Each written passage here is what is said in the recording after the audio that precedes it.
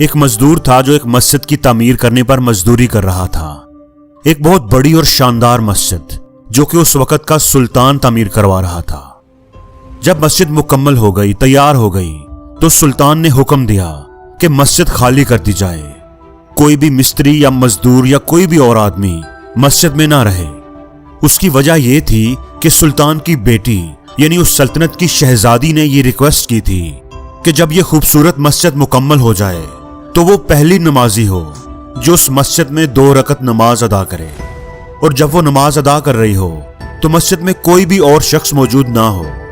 اس لیے سلطان نے اعلان کیا تھا کہ مسجد بالکل خالی کر دی جائے۔ اب جب مسجد بالکل مکمل ہو گئی تو سارے مستری، مزدور، مسجد میں کام کرنے والے سب لوگ مسجد کو خالی کرنے لگے۔ سب مسجد سے باہر آ گئے۔ اب یہ جو مزدور تھا یہ لیٹ ہو گیا، یہ سب سے پیچھے رہ گیا۔ اس کو احساس ہی نہ ہوا کہ کب مسجد خالی ہو گئی اور شہزادی نماز ادا کرنے مسجد میں آ گئی۔ تو اب یہ مزدور جب بھاگتا ہوا مسجد سے باہر آ رہا تھا تو اس کی ایک نظر نماز ادا کرتی ہوئی شہزادی پر پڑ گئی۔ وہ ایک نظر، وہ ایک لمحہ، وہ منظر اس مزدور کو مبہوت کر گیا۔ وہ ایک لمحہ جیسے اس کی زندگی میں ٹھہر سا گیا۔ شہزادی پر نظر پڑتے ہی صرف ایک ہی نظر میں وہ شہزادی کی محبت میں گرفتار ہو گیا۔ اس کا عجیب حال ہو گیا تھا، نہ اس کا کام پر دھیان تھا، نہ کھانے پینے کی طرف۔ ہر وقت شہزادی کا ہی خیال اس کے ذہن میں رہتا۔ اس نے اپنی ماں سے کہا کہ وہ شہزادی سے بہت پیار کرتا ہے، وہ جائے اور سلطان سے جا کر شہزادی کا ہاتھ مانگے۔ اس کی ماں نے کہا کہ وہ ایسا نہیں کر سکتی، وہ ایک شہزادی ہے، سلطان کی بیٹی ہے، اور تم ایک مزدور ہو، تم ایسی بات سوچ بھی کیسے سکتے ہو؟ سلطان اس گستاخی پر ہمیں قید میں ڈال دے گا یا سخت سزا دے گا، ایسی بات کا خیال ذہن سے نکال دو۔ لیکن اب اس مزدور کی حالت دن بدن خراب ہوتی جا رہی تھی۔ نہ ہی وہ سوتا تھا، نہ ہی کچھ کھاتا پیتا تھا، ہر وقت شہزادی کے خیالوں میں ہی کھویا رہتا۔ اس کی ماں کو تو اب اس کی جان کی فکر پڑ گئی تھی۔ اسے احساس ہو رہا تھا کہ اب اگر اس نے کچھ نہ کیا تو اس کا بیٹا کہیں بھوک پیاس سے مر ہی نہ جائے۔ مرتی کیا نہ کرتی، وہ ڈرتے ڈرتے سلطان کے محل پہنچ گئی اور جا کر کے دربان سے کہا کہ مجھے سلطان سے ملنا ہے۔ دربان نے کہا کہ سلطان اس وقت مصروف ہیں، وہ ہر کسی سے نہیں ملتے۔ اس عورت نے بڑی منت سماجت کی کہ یہ اس کے بیٹے کی زندگی کا سوال ہے۔ اس کا ایک ہی بیٹا ہے جو مر رہا ہے، زندگی سے دور جا رہا ہے۔ صرف ایک بار اسے سلطان سے بات کرنے کی اجازت دی جائے۔ اگر دربان کو اس پر ترس آ گیا اور اس نے اسے سلطان کے حضور پیش کر دیا۔ عورت نے ڈرتے ڈرتے سلطان کو ساری بات بتا دی۔ سلطان بڑا نیک، رحم دل اور سمجھدار تھا۔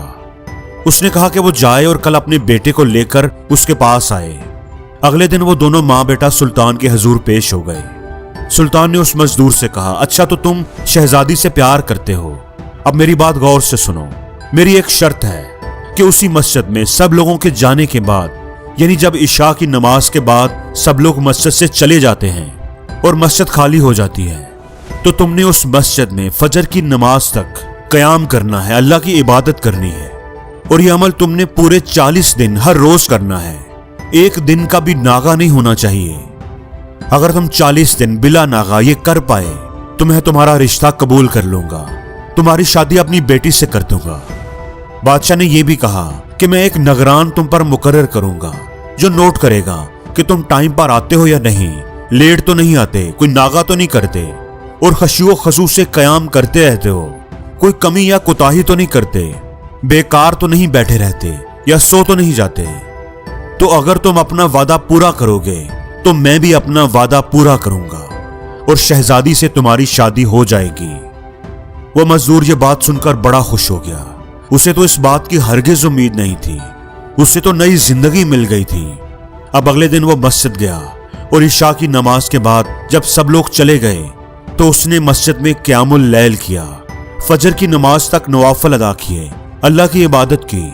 دوسرے دن بھی وہ گیا، تیسرے دن بھی، وہ ہر روز جا رہا تھا، ایک بھی ناغہ نہیں کر رہا تھا۔ کچھ ہفتوں کے بعد اس نے محسوس کیا کہ وہ بہتر ہونا شروع ہو گیا ہے، وہ زندگی کی طرف لوٹ رہا ہے، وہ کھا رہا تھا، پی رہا تھا، کام پر بھی جا رہا تھا۔ دن گزرتے گئے، اب اسے عبادت میں بھی مزہ آنے لگا تھا، उसे मस्जिद में आना और तन्हाई में अल्लाह की इबादत करना अच्छा लगने लगा था।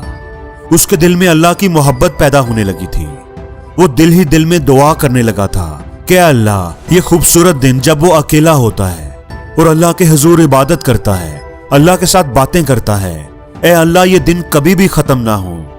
ए अल्लाह, तूने जो मुझे ये मौका दिया है अपने हुजूर पेश होने का, अपनी इबादत करने का, ये हमेशा कायम रहे।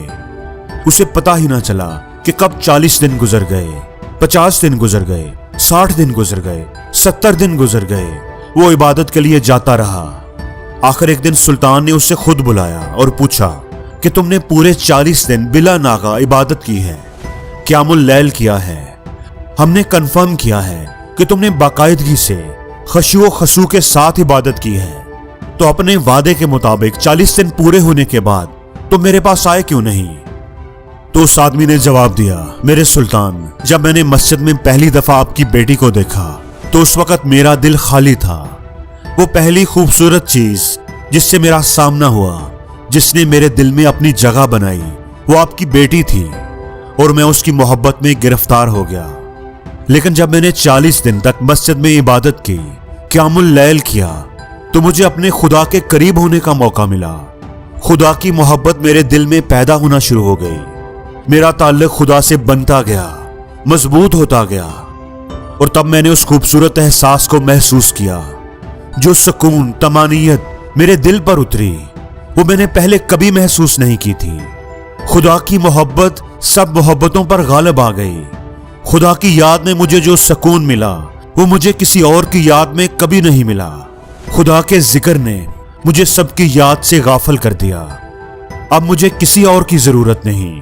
खुदा का साथ मिलने के बाद अब मुझे किसी और का साथ नहीं चाहिए। दोस्तों, जब हम अल्लाह पर ईमान की बात करते हैं तो हमारे ईमान का ये तकाजा होता है कि हमारे दिल में अल्लाह की मोहब्बत इस दुनिया की हर चीज की मोहब्बत से ज्यादा हो।